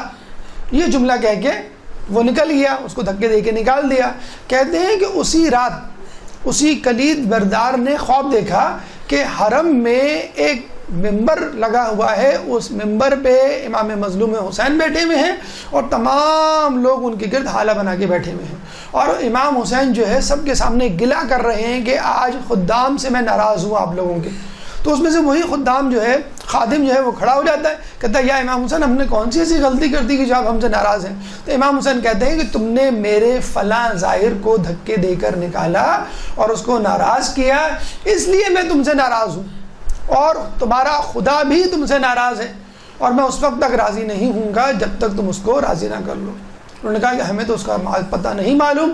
تو امام حسین نے اس کو اس کے گھر کا جہاں پہ وہ ٹھہرا ہوا تھا پتہ بتلایا۔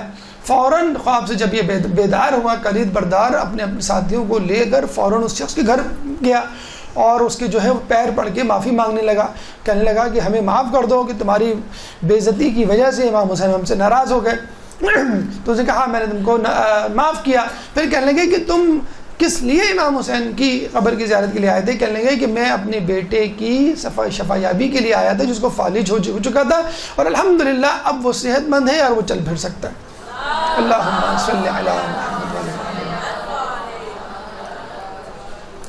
ایک دفعہ ایک عالم دین نے امام حسین کو خواب میں دیکھا، کس طرح کہ ان کی زری کے پاس ایک نوجوان آ کے کھڑا ہوا اور مسکرا کے امام حسین کو سلام کیا، السلام علیکم یا ابا عبداللہ، مسکرایا۔ اور خواب میں اسی عالم دین نے دیکھا کہ سامنے امام حسین بھی کھڑے اور وہ بھی اس کو مسکرا کے جواب دے رہے ہیں وعلیکم السلام۔ وہ بڑے حیران ہوئے کہ یہاں پر یہ شخص سلام کر رہا ہے مسکرا کے، اور وہاں پہ امام حسین مسکرا کے اس کو جواب دے رہے ہیں۔ خواب سے اٹھے، روزانہ جاتے تھے وہ، جب وہ گئے تو دیکھا وہی نوجوان کھڑا اور مسکرا کے بالکل جس طرح خواب میں انہوں نے دیکھا تھا مسکرا کے وہ سلام کر رہے ہیں السلام علیکم، جیسے ریئلی ایکچولی کسی سے ملنے آیا ہو، ہاتھ ملا کے ہم کہتے ہیں السلام علیکم، جیسے سامنے کھڑے ہوئے امام حسین، اور بالکل لگ رہا تھا کہ امام حسین بھی مسکرا رہے ہوں گے، لیکن امام حسین نظر نہیں آئے، بس قبر حسین کے سامنے، زری کے سامنے وہ کھڑا ہوا تھا اور وہ سلام کر رہا تھا، مسکرا کے جانے لگا۔ تو یہ جو عالم دین ہے اس کے پیچھے پیچھے گئے، جب وہ حرم سے نکلا تو اس کو جا لیا اور کہا کہ اے عرب، اے نوجوان، یہ بتا کہ تو اس طرح کیوں مسکرا رہا تھا، اور یہ بھی بتلا کہ کیا تو نے ایسی نیکی کی ہے کہ تجھ کو امام حسین بھی مسکرا کے جواب دے رہے ہیں؟ وہ تو دیکھ سکتا تھا، لوگ نہیں دیکھ سکتے تھے، لیکن عالم دین نے خواب میں دیکھ لیا تھا کہ امام حسین بھی مسکرا کے جواب دے رہے ہیں، تو نے کیا ایسی نیکی کی ہے؟ تو اس نے کیا جواب دیا کہ میں ہر شب جمعہ اپنے والدین میں سے ایک کو زیارت کے لیے لاتا ہوں، میرے پاس ایک گدھا ہے، اس پہ بٹھا کر خود پیدل چل کر آتا ہوں۔ ایک دفعہ سردیاں تھیں، بہت یخ بختہ ہوائیں چل رہی تھیں، بہت ٹھنڈ تھی، تو میں اپنے باپ کو گدھے پہ بٹھا کے لا رہا تھا کہ یکایک میری ماں جو ہے وہ ضد کرنے لگی میں بھی جاؤں گی، تو میں نے کہا ماں اس دفعہ تمہاری باری نہیں ہے، بابا کی باری ہے، میں ان کو لے کے جا رہا ہوں، میرے پاس ایک ہی سواری ہے، اس پہ ان کو بٹھانا ہے مجھے۔ تو اس کی ماں نے کہا بیٹا میری زندگی کا کوئی بھروسہ نہیں اور موسم بھی بڑا خطرناک ہے، میں آج بھی جاؤں گی، یعنی اس ہفتے بھی جاؤں گی، باری نہیں میں جاؤں گی۔ وہ کہہ رہا ہے ماں سواری صرف ایک ہے، موسم بہت خطرناک ہے، سرد ہوائیں ٹھنڈی چل رہی ہیں، میں خود پیدل جاؤں گا، میں تمہیں کیسے لے کے جاؤں؟ اور ماں جو ہے وہ ضد کر رہی میں تو جاؤں گی۔ تو اس نے چاروں ناچار کیا کیا، باپ کو سواری پہ سوار کیا اور ماں کو اپنے کندھے پہ بٹھایا، اور پورے راستے جو ہے ماں کو کندھے پہ بٹھا کے جب لایا اور جب اپنی زیارت پڑھنے کے لیے کھڑا ہوا یا السلام علیکم یا ابا عبداللہ، تو امام حسین نے بھی اس کو وعلیکم السلام کہہ کے مسکرا کے جواب دیا۔ بس ہم یہی کہیں گے کہ اگر آپ کو قبر حسین کی زیارت کرنی ہے اور وہاں جا کر آپ یہ چاہتے ہیں کہ امام حسین، جس طرح آپ سوال کر رہے ہیں مسکرا کے امام حسین مسکرا کے جواب دیں، تو اپنے ماں باپ کی خدمت کر کے ان کو راضی کر کے قبر حسین کی زیارت کے لیے جائیں۔ آپ یہ نہ سمجھیں میرے گھر میں جو ماں باپ موجود ہیں ان کی خدمت کرنے کا کوئی عوض نہیں ہے۔ اگر آپ ان کی خدمت کریں گے، آپ ان کو خوش کریں گے، تو انشاءاللہ امام حسین بھی آپ سے راضی ہوں گے، آپ کی زیارت بھی قبول ہوگی اور وہ آپ کو مسکرا کے جواب دیں گے۔ اللہ تعالیٰ سے دعا ہے کہ جو کچھ پڑھا اور سنا اس پہ عمل کرنے کی توفیق عطا فرما۔ اللہ تعالیٰ سے دعا ہے کہ ہم سب کو قبر حسین کی زیارت کرنے کی توفیق عطا فرما۔ کربلا معلیٰ میں موجود مقامات مقدسہ کی زیارت کرنے کی توفیق عطا فرما۔ اہل بیت کے نقش قدم پر چلنے کی توفیق عطا فرما۔ اہل بیت کی سنت پر عمل کرنے کی توفیق عطا فرما۔ قیامت کے دن ان کی شفاعت سے بہرہ مند فرما۔ امام کے ظہور میں تعجیل فرما اور ہمیں ان کے انصار و اعوان میں شامل فرما۔ ربنا تقبل منا انک انت السمیع العلیم وتب علینا انک انت التواب الرحیم برحمتک یا ارحم الراحمین۔ صلی اللہ علیہ محمد۔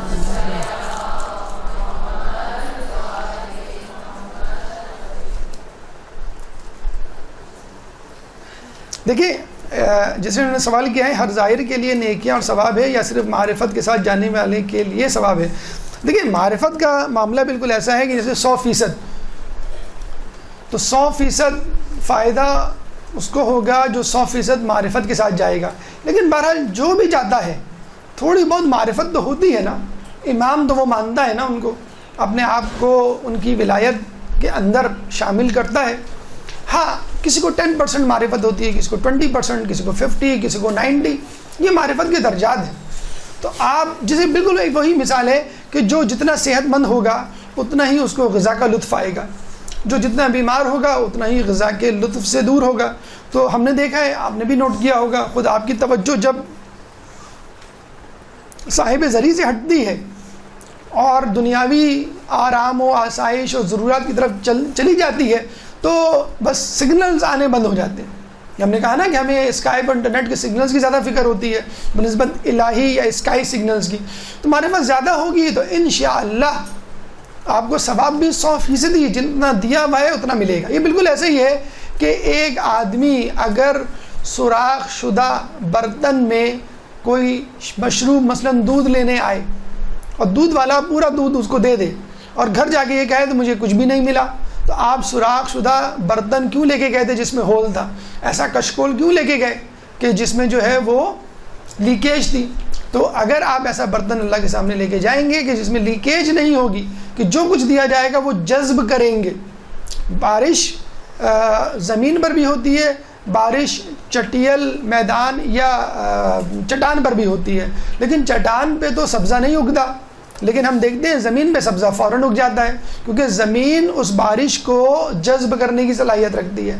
تو اگر آپ ایسے دل کے ساتھ، ایسے ذہن کے ساتھ جائیں گے کہ جس میں معرفت کو، نور کو، ثواب کو جذب کرنے کی صلاحیت ہوگی تو انشاءاللہ آپ کو ثواب ملے گا۔ ورنہ بہت سارے لوگ ہیں جو جاتے ہیں اور واپس آ جاتے ہیں، اور ایسے واقعات بھی ہمیں ملتے ہیں کہ جو لوگ گئے نہیں ہیں ان کو زیادہ ثواب ملا ہے۔ اس واقعہ ہم نے شاید سنایا ہوگا آپ کو کہ ایک شخص جب زیارت کے لیے جا رہا تھا تو اس کے پڑوسی نے کہا کہ میری طرف سے بھی سلام کر دینا۔ وہ شخص چلا گیا، اس نے زیارت کی، سلام پڑھا، پھر اس کو یاد آیا پلٹتے ہوئے کہ میرے پڑوسی نے بھی کہا تھا سلام کر دوں۔ تو جب اس نے پڑوسی کی طرف سے سلام کیا، السلام علیکم یا ابا عبداللہ، تو اسی وقت جواب آیا وعلیکم السلام۔ تو جو موجود نہیں تھا اس کے سلام کا جواب دے دیا مولا نے، اور جو موجود ہے اس کے سلام کا جواب نہیں ملا۔ تو معرفت اگر ہوگی تو انشاءاللہ آپ کو تمام ثواب، تمام فوائد جو ہیں وہ حاصل ہوں گے۔ معاد پر تو خود ایک کتاب موجود ہے اور غالباً دستغیب ہی کی ہے آخرت کے حوالے سے، ورنہ جو عقائد کی کتابیں ہیں، مثلا جعفر سبحانی کی کتاب ہے عقائد امامیہ، اس میں عقائد کا تذکرہ موجود ہے۔ ناصر مکارم شیرازی کی کتاب ہے اصول عقائد، اس میں قیامت کا یا معاد کا تذکرہ موجود ہے۔ اور محسن قرطی کی کتاب مکتبہ رسول، اس میں خود جو ہے وہ آخری چیپٹر معاد کا موجود ہے، وہ آپ اس سے رجوع کر سکتے ہیں۔ کوئی سوال اگر اس موضوع کے حوالے سے آپ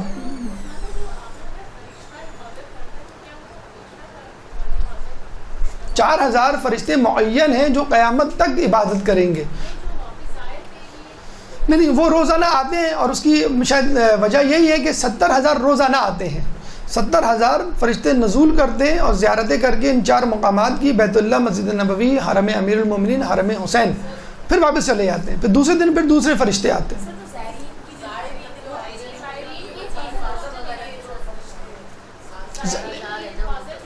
وہ 4,000 ہیں، وہ قبر حسین کے آس پاس موجود رہتے ہیں، جو ان کا استقبال بھی کرتے ہیں زائرین کا، ان کو الوداع بھی کہتے ہیں، اور نماز جنازہ بھی پڑھتے ہیں، مغفرت کی دعا بھی کرتے ہیں، اور عیادت بھی کرتے ہیں. 4,000 اس حرم کے آس پاس ہوتے ہیں، حرم حسین کے. اس کو ودا کرتے ہوئے، لیکن کہتے ہیں ایک الگ سے فرشتہ اللہ تعالیٰ اس سال کے لیے اس کو دیتا ہے، اس 1 سال کے لیے ایک گارڈ کے طور پہ دیتا ہے. ابھی ہم نے بتلایا بھی تھا، جو اس کے دائیں جانب، بائیں جانب، آگے کی طرف، پیچھے کی طرف، سر کے اوپر، قدم کے نیچے آفتوں سے بچاتا ہے اس کو.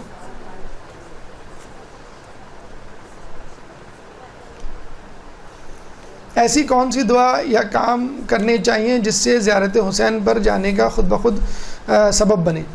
اب دیکھیں، اس کا سب سے اچھا طریقہ تو یہ ہے کہ آپ وہ کام کریں جو امام حسین کو خوش کرے، یعنی واجبات کی ادائیگی اور محرمات سے پرہیز. دوسری بات یہ ہے کہ آپ کوشش شروع کر دیں. کوشش میں سب سے اہم کام یہ ہوتا ہے اپنی بچت.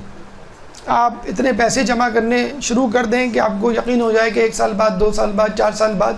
اس کے میں نے آپ کو ایک واقعہ بھی شاید بتایا ہوگا شروع میں ہی، کہ ہم خود ایک صاحب سے ملے تو وہ ہمیں بتلا رہے تھے، وہ اسماعیلی سے شیعہ کنورٹ ہوئے تھے. تو وہ ہمیں بتلا رہے تھے کہ جو یہ کہتا ہے کہ میں پیسے کی کمی کی وجہ سے کربلا نہیں جا پاتا، وہ جھوٹ بولتا ہے. انہوں نے خود مجھے بولا، تو ہم بڑے حیران ہوئے، اور انہوں نے یہ کہا کہ اکثر یہ ہوتا ہے میرے ساتھ. اب پتہ نہیں کیا اس کا ایمان تھا، مجھے تو ابھی تک وہ ملاقات یاد ہے، کہ اس نے کہا کہ میں جب بھی سوچتا ہوں، جب میرے پاس پیسے نہیں ہوتے، جب بھی میں سوچتا ہوں کہ گھر کی فلاں چیز بیچ دوں، تو اسی دن، اسی ہفتے، انہی دنوں کچھ نہ کچھ اللہ بندوبست کر دیتا ہے. تو کبھی میری بیوی سوچتی ہے میں زیور بیچ دوں، کہ جب بھی اس نے یہ سوچا کہ میں زیور بیچ دوں، جو زیور بکنے کی نوبت ہی نہیں آ پاتی، اللہ کہیں سے بندوبست کر دیتا ہے. اس نے بتایا ایک دفعہ میں اپنے باس کے پاس بیٹھا ہوا تھا، یہی کربلا کی باتیں چل رہی تھیں. ان دنوں میرے پاس، اس سال میرے پاس جانے کے لیے پیسے ہی نہیں تھے. تو میں ایسے اس کے سامنے دکھڑے رو رہا تھا کہ میں بشا وہ بھی شیعہ. تو اس نے کہا کہ اپنے باس سے کہ میں اس دفعہ کربلا نہیں جا سکتا، اس دفعہ تو بالکل بھی امکان نہیں ہے. تو اس کے باس نے کہا بھئی ایسی کون سی ایسی قیامت آ جائے گی، تم ایک دن اگر 1 سال نہیں جاؤ گے تو کیا ایسا مسئلہ، کوئی واجب تو نہیں ہے، اور کیا ضروری ہے اگلے سال چلے جانا. تو اس نے کہا کہ آپ کو معلوم نہیں کیا لذت، کیا فرحت اور کیا سرور محسوس کرتا ہوں میں. اس نے کہا بتاؤ کیا محسوس کرتے ہو تم؟ کہنے لگا میں بتا ہی نہیں سکتا. ایک شخص نے بریانی کبھی کھائی نہیں ہو، اس کو آپ زبانی بتائیں کہ بریانی ایسی، کسی انگریز گورے کو بتایا بریانی ایسی، بریانی ویسی. کہنے لگا اچھا ٹھیک ہے، ایسا کرتا ہوں، میں اس دفعہ کربلا جاتا ہوں اور تمہیں ساتھ لے کے جاؤں گا تاکہ تم مجھے بتاؤ. تو وہ اس سال اس طرح اس کا بندوبست ہو گیا. تو حقیقت میں لوگ ہوتے ہیں دنیا میں، بس ہمیں ایسی معرفت، ہمیں ایسا جسے کہتے ہیں شوق و جستجو نہیں ہو پاتی. لیکن اگر کوئی ٹھان لے، مثلا کچھ لوگوں نے ٹھانا ہوا ہوتا ہے کہ ہم ہر سال حج پہ جائیں گے.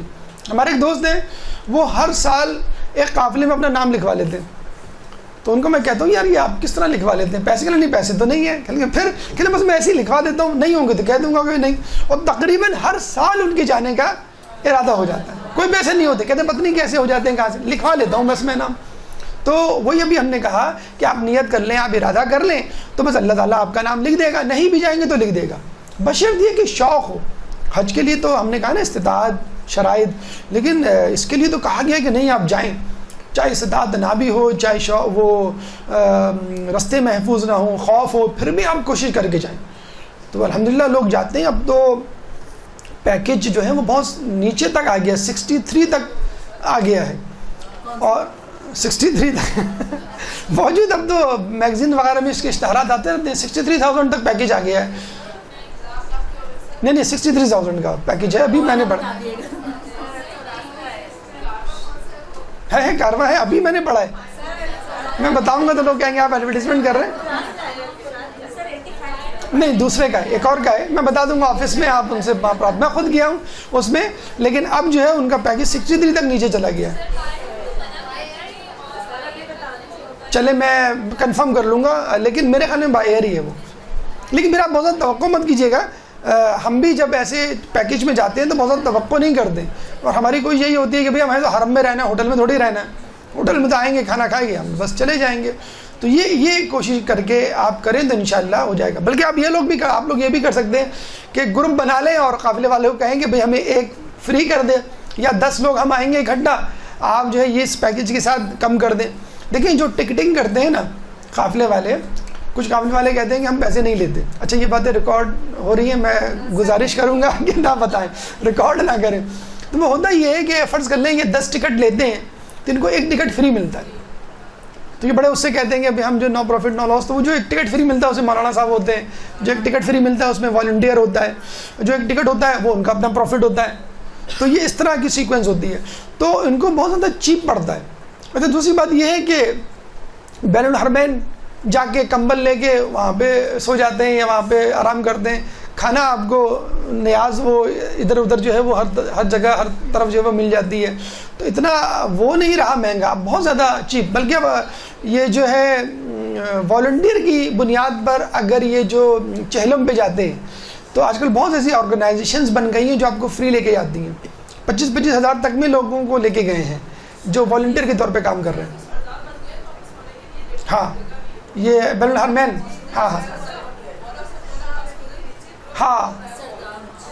سرداب بھی بن گیا ہے. اور مجھے یاد پڑتا ہے نجف میں غالباً ایک ہوٹل بن رہا ہے جو فری آف کاسٹ جو ہے وہ آپ کو لیونگ پرووائڈ کرے گا.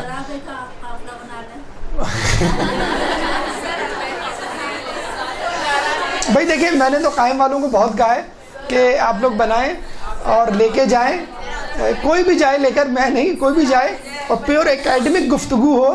کیونکہ میں 3 مرتبہ جا چکا ہوں، لیکن میں سمجھتا ہوں کہ بہت گنجائش ہے لوگوں کو بتانے کی، لوگوں کو سکھانے کی. یقین کریں بعض اوقات ایسا بھی ہوا ہے کہ ہمیں حرم میں جا کے چھوڑ دیا کہ یہ حرم ہے، یہ ذریعہ ہے بس، اور وہ چلے گئے ہمیں چھوڑ کے. ہم نے کہا یار یہ کیا، یہ کس طرح کی زیارت. اور خود ایک دوسرے کو ہم اندقوں کی طرح دیکھ رہے ہیں اب کیا کرنا ہے کیا کرنا ہے. لوگ کیا کرتے ہیں، اب ظاہر سی بات ہے جو ظاہر ہوتا ہے وہ زیادہ موٹیویٹڈ نہیں ہوتا ہے. 90% لوگ پڑھ کے نہیں آئے ہوئے ہوتے ہیں، 90% لوگوں کو پتہ ہی نہیں ہوتا ہے. ابھی یقین کریں امریکہ سے ایک فون کال آئی مجھے، کہنے لگے کہ میرے بھائی لے کے گئے ہیں قافلہ، اور ان کو میں نے کہا کہ یہ آپ کے لیکچر سنیں اور جو لکھا ہے انہوں نے بتایا ہے اب وہ سب کروائیں. اچھا کہہ رہے ہیں کہ میں خود مجلس سے پڑھتا ہوں اور میں بھی جو ہے وہ فلاں وہ صفا یمانی وغیرہ فلاں جگہ پڑھا ہے، اور آپ نے جو بتایا وہ میں نہیں بتا سکا، میں نے نوٹ کر لیا. تو ہم خود، آپ نے بھی نوٹ کیا ہوگا کہ اگر تھوڑی سی جستجو کر لیں، یہ میں اپنی بات نہیں کر رہا، خود اپنے طور پہ جتنی بھی کتابیں ملتی ہیں ان کی آپ تھوڑی سی جو ہے وہ کلیکشن کر لیں اور ان کو پڑھنا شروع کر دیں تو آپ کو خود پتہ چل جائے گا. لیکن مسئلہ یہ ہے کہ لوگوں کے پاس ٹائم نہیں ہوتا جانے سے پہلے پڑھنے کا. ہم لوگ پڑھتے نہیں ہیں. مسئلہ یہ ہے کم از کم 15 دن حج عمرہ زیارت، حج اور عمرے میں تو میرے خیال میں شاید 2 مہینے پہلے تیاری کرنی چاہیے. زیارت میں کم از کم ہفتہ 15 دن جو ہے وہ آپ تیاری کریں. یقین کریں جب آپ جائیں گے تو پھر آپ کو لطف آئے گا کہ یہ فلاں جگہ، یہ فلاں جگہ، فلاں یہ جگہ. لوگ اتنا افسوس ہوتا ہے، نوجوانوں کو میں دیکھتا ہوں، نوجوان لڑکیاں میں نے دیکھی ہیں، ٹین ایجرز لڑکیاں ہوتی ہیں، موبائل ہاتھ میں ہوتے ہیں 24 گھنٹے. ٹین ایجرز 10 سال 15 سال کے لڑکے لڑکیاں موبائل پہ آپ مصروف ہوتے ہیں. کس سے باتیں کر رہے ہیں جو کراچی میں موجود ہیں، آنٹی سے، انکل سے، رشتہ داروں سے، امی ابو سے. ارے بھائی آپ کربلا آئے ہیں، ہم نجف آئے ہیں، فائدہ کیا اگر آپ وہ رابطہ رکھے ہوئے. حج کے موقع پہ ہم نے دیکھا ہے ٹی وی کھلا ہوا ہے، آپ جیو پہ ARY پہ نیوز دیکھ رہے ہیں کراچی میں کیا ہو رہا ہے، کراچی میں کیا نہیں. فائدہ کیا وہ آپ کا مکہ مدینہ آنے کا. تو وہاں کا جو ماحول ہے اس ماحول کو ایبزارب کیجئے، معلومات حاصل کیجئے. جتنے بھی اذکار ہیں، دعائیں ہیں، جتنی بھی چیزیں آپ پڑھ سکتے ہیں وہ پڑھیں. اور دیکھیں میں آپ کو ایک بات اندر کی بات بتاؤں، امپورٹنٹ بات بتاؤں کہ یہ جو کاروان والے ہوتے ہیں وہ صرف دیکھ رہے ہوتے ہیں کہ ہمارے جو زائرین ہیں وہ خود کتنے ایکٹیو ہیں. یقین کریں اگر آپ کہیں نا کہ ہمیں کہیں نہیں جانا تو کہیں گے ٹھیک ہے کہ نہیں جانا تو بیٹھو. جب تک آپ نہیں کہیں گے کہ ہمیں فلاں جگہ لے کے جائیں، پھر قافلے والے ہوتے ہیں کہ ہاں بھئی یہ ہمارے ساتھ جو لوگ ہیں دیندار ہیں اور پڑھے لکھے ہیں اور سوجھ بوجھ والے ہیں، بھئی ان کو ہمیں فلاں جگہ لے کے جانا ہے. لیکن کیا ہے مسئلہ، جیسے ٹی وی کی جو ویورشپ ہے پروگرامات کی عوام میں چلتی ہے نا بھائی، فضول قسم کا پروگرام ابھی آپ دیکھیں رمضان آئے گا، جو فضول قسم کے پروگرام ہیں وہ سب سے زیادہ دیکھے جائیں گے، تو اس کو اشتہارات بھی ملیں گے. ایک درس کا پروگرام رکھ دیں آپ ٹی وی پہ تو آپ دیکھیں کتنے لوگ دیکھیں گے. تو ظاہر بات ہے اس درس کے لیے جو ایڈورٹیزمنٹ والے ہیں وہ بھی ایڈورٹیزمنٹ نہیں دیں گے کیونکہ اس کو دیکھنے والے ہزار ہیں. اور جو پروگرام چلتا ہے افطار سے پہلے اور افطار کے بعد تک چلتا رہتا ہے، افطار سے پہلے وہ جو ہے منقبتیں نعتیں اور افطار کے بعد جو ہے وہ ڈسکو، اس وہی اینکر ڈانس کر رہا ہوتا ہے. آپ یوں کر رہے ہیں، ابھی آپ دیکھیں گے، آپ بھی دیکھیں گے پروگرام مغرب کے بعد بھی. تو یہ سب کیا ہے؟ آپ خود ریٹنگ بڑھا رہے ہیں، آپ خود اس کو عزت دے رہے ہیں. تو جب آپ جا کر قافلے والوں سے بات یہی کریں گے کتنے دفعہ کا میل ملے گا، 3 میل ملیں گے، 2 میل ملیں گے، کھانے میں کیا ہوگا، ناشتے میں کیا ہوگا. آپ دیکھ لیں ایڈورٹیزمنٹ جو ہوتے ہیں اس میں ہوٹلوں کی کمروں کی تصویریں ہوتی ہیں، حالانکہ تصویریں کہاں کی ہونی چاہیے؟ مقامات مقدسہ کی، کہ ہم یہاں جائیں گے. اور اصولاً تو یہی ہونا چاہیے کہ بھئی فلاں قافلہ اچھا ہے، کیوں کہ یہ فلاں زیارت پہ لے کے گیا، حالانکہ لوگ نہیں لے کے جاتے. مقام رد شمس، مسجد رد شمس مثلا فرض کر لیں، حلہ کی زیارت لوگ نہیں کرواتے، وہاں لے کے گئے. بغداد لے کے گئے فرض کر لیں، ہم کو نواب اربع کی زیارت کروائی، یا مدائن لے کے گئے. تو ایسا قافلہ اچھا ہونا چاہیے. لیکن ہم کیا کہتے ہیں؟ بھائی قافلہ بڑا اچھا تھا، زبردست کھانا تھا، 5 اسٹار فیسلٹیز تھیں، وائی فائی سگنلز تھے، اور ہر ہوٹل میں کموڈ تھا. شرم نہیں آتی لوگوں کو اس قسم کی فیسلٹیز کا تذکرہ کرتے ہوئے؟ تو ظاہر سی بات ہے قافلے والوں نے بھی یہ سمجھ لیا ہے کہ ان کو چاہیے کیا. اب تو یہ ہو گیا ہے کہ کچھ لوگ تو مولانا کا نام بھی نہیں لکھتے، منقبت خواہ کا نام لکھ دیتے ہیں، اور پوری زیارت میں جو ہے وہ منقبت خوانی ہو رہی ہوتی ہے. ٹھیک ہے، وہ بھی ایک اچھی چیز ہے، لیکن جو معلومات ہیں، مجالس ہیں، مصائب ہیں، اور مقامات مقدسہ کی تاریخی بیک گراؤنڈ ہے، وہ تو بہرحال ہونا چاہیے. اس کے بغیر کیا مزہ آئے گا؟ آپ جا ہی اسی لیے رہے، ورنہ تو آپ گھر بیٹھ کے بہت ساری چیزیں پڑھ سکتے ہیں. تو یہ آپ کے اوپر ہے، آپ خود اگر قافلے والوں کو پہلے سے مینٹلی طور پہ جو ہے وہ کہیں تو وہ انشاءاللہ آپ کو لے کے جائیں گے.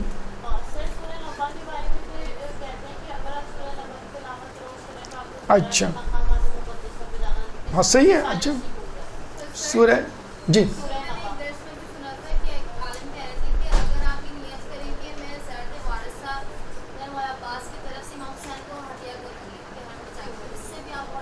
ہاں ٹھیک ہے، انشاءاللہ اگلی دفعہ ہم کوشش کریں گے اس قسم کے کچھ اذکار آپ کے لیے جمع کر کے لائیں اور آپ کو بتلائیں کہ ٹھیک ہے اپنی پریکٹیکل ایشوز، پریکٹیکل کوششیں تو آپ کی جاری ہوں گی، لیکن اگر یہ دعا اذکار بھی جاری رہیں تو انشاءاللہ زیارت بھی آپ کی کامیاب ہوگی.